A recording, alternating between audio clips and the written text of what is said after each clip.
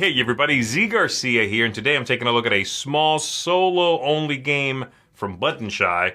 This is Numbsters, and in this one, you are going to be managing your hand of numbers, of characters that are monsters, but they're numbers, and you are going to be trying to have the numbers eat one another until you are down to just the last two cards. This is a little bit based on that old 7, 8, 9 joke, where the numbers again have to eat one another, and the 8 is always the one that facilitates the eating. So let me show you how it works on the table real quick, and we'll come on back. I'll tell you what I think of it. To set up the game, we are going to grab the entire deck of cards. You're going to look for the 8, which is also known as the mouth.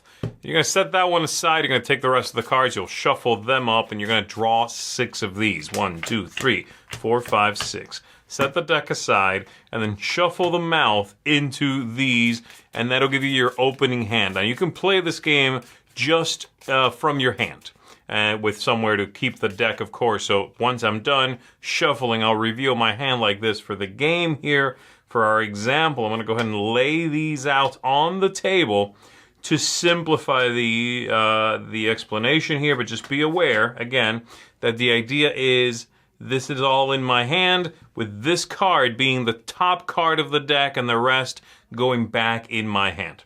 What I'm trying to do, and the way in which I will win the game, is by having the numbers eat one another until at the end of the game I am left with only the mouth and one number above it, meaning that's the one I see.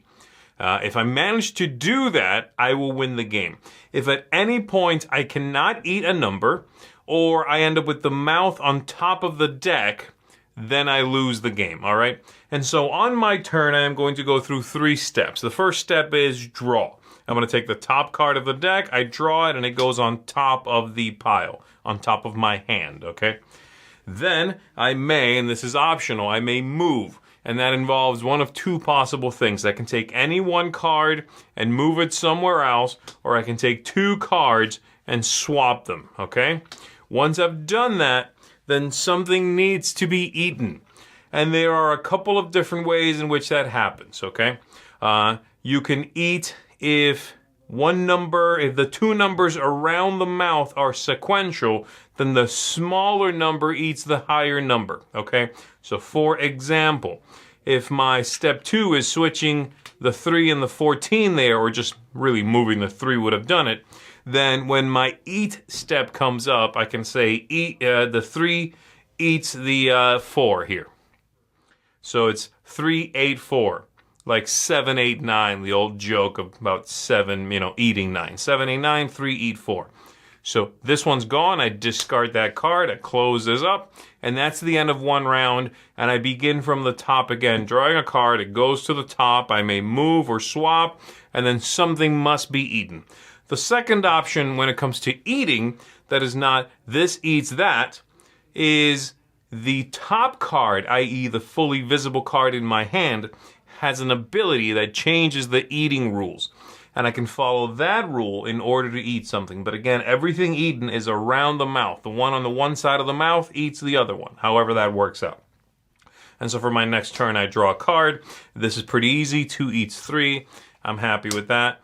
That happens. I go to the next round. I draw a card, and now I could, for example, say single-digit Numbsters, eats a double digit. I can do that too. I can say the 2 eats the 14 because I'm following that rule there. Great. 14 gets eaten. I close this up. I'm putting all of these aside, by the way. They're done. And I draw a new card. And now take a look again. This one's the smallest Numbster in the stack, eats an even one. Well, the smallest right now is the 1, so that's not going to work out. And it has to eat an even one. That's also not going to work out. I could, however, move the 1. I'm just going to move the 1 to here, and the 1 ate the 2. That's gone, and I draw a new one. Here we go. So let's take a look here. I can move the 11 to there, and the 10 would eat the 11. This one over here says even Numbster eats bigger, even. I could do that too. I could maybe eat this 18 right now. If I move the 18 to here and I follow this rule, even Numbster eats a bigger even. So the 10 can eat the 18. There we go. I do that. draw a new one. This is going to go right here. Right, this one says, even Numbster eats double digit. Even eats double digit. That's pretty good. I might want to try to keep that at the top of the deck there for a little bit. And don't forget, when I get to move a card, I also get to move one to the top of the stack, meaning I get a new ability. That's the real tricky part, is managing to keep something on top or moving something to the top that lets me eat whatever's around the 8 anyway, right? So again, there's many solutions to continue, but I need to run this out entirely and then continue eating until I am left with the 8, 2 numbers, and I have to make sure that the one on the bottom is the one that's eaten, because I cannot leave the 8 on top. So once I'm down to something like this, where, I don't know, let's say this is these are my final 3 cards, I could swap these 2 as my final go. Boom, boom. And the 9 ate the 10, eats the 10, the 9's on top of the 8. That would be a winning combination. Anything else, if I can't get down to this, then I lose the game. As you can tell, this is an incredibly straightforward and easy card game, which I think is a good thing when it comes to these solitaire, button-shy sort of pocket games where you can just, throw them into a pocket, you are ready to go, you have a little activity with you at any given moment. You have 10 minutes to kill, this can come right out, shuffle up, you are ready to go. And so I like that. I like it from that point of view. I think this is very nice. And this one especially requires very little room. This is an easy one to play on an airplane, tray, anywhere where you have even just a minuscule amount of space. You can manage to play this one. You really just need basically a place to put the deck and the discard. The rest is in your hand. I appreciate that.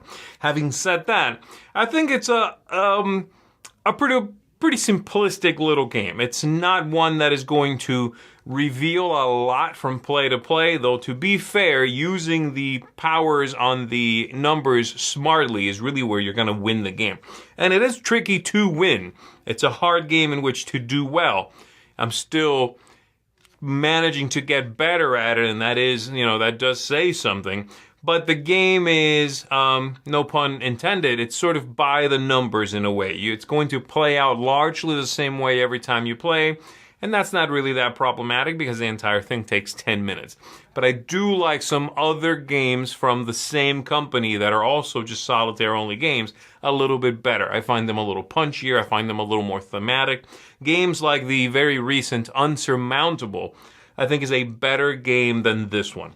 It manages to still be clever, still be very attractive, and while that one requires more table space, certainly much more than this one, it also is more engaging. And I find myself bringing that out and thinking about it longer after I'm done playing it. So I certainly would recommend Numbsters, though, if you are looking for something that will come out, get played, go away, and it doesn't necessarily make a lasting impression upon you. You're not going to continue thinking about how, I should have done that instead, long after you've played. But it does kill 10 minutes or 15 minutes very, very well and easily. So I appreciate the simplicity of the rules in this one, and some of the cleverness here is really interesting. So there you go. Numbsters. Nice. I love that they continue to make these pocket-sized solitaire games. It's my kind of solo game. Something that doesn't require me to set up a sprawling board game that's going to take an hour and a half. I want something like this. Otherwise, I'll look for players or I'll play a video game if it's going to be a longer, engagement. So there you go. For me, though, this one's going to get a 6 out of 10. I like it. I just don't love it. And there are other solo games which aren't much bigger, much more complex, and manage to be that much better for me. So Numbsters, thumbs up. Just not quite revolutionary for me. I'm happy to recommend it, and this is one that I feel I'll pull out of the pocket and teach to folks quite a bit. So there you go. That is Numbsters, 6 out of 10 from me, folks. Thanks very much for checking this one out. I applaud this game, and I will see you on the next one.